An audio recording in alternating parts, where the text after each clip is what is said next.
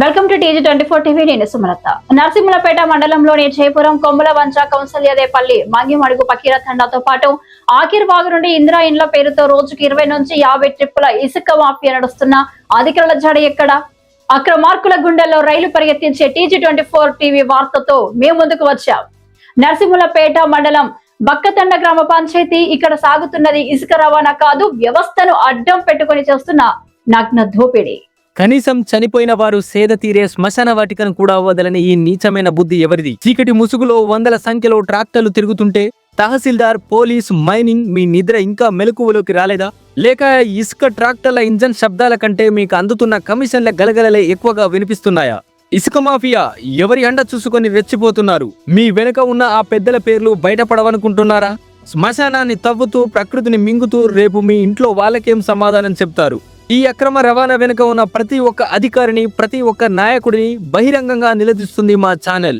జిల్లా collector, SP ఒక్కసారి బక్కతండా వైపు చూడండి. అక్కడ ఇసుక తరలిపోవడం లేదు. ప్రభుత్వ వ్యవస్థపై ప్రజలకున్న నమ్మకం తరలిపోతుంది.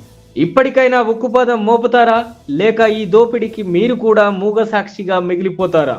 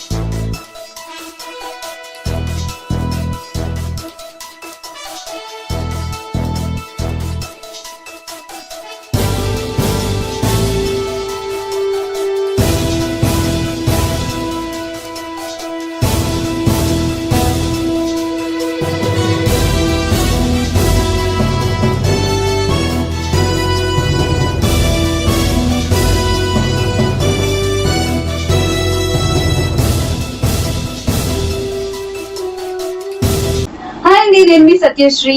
Please do subscribe TG24 TV.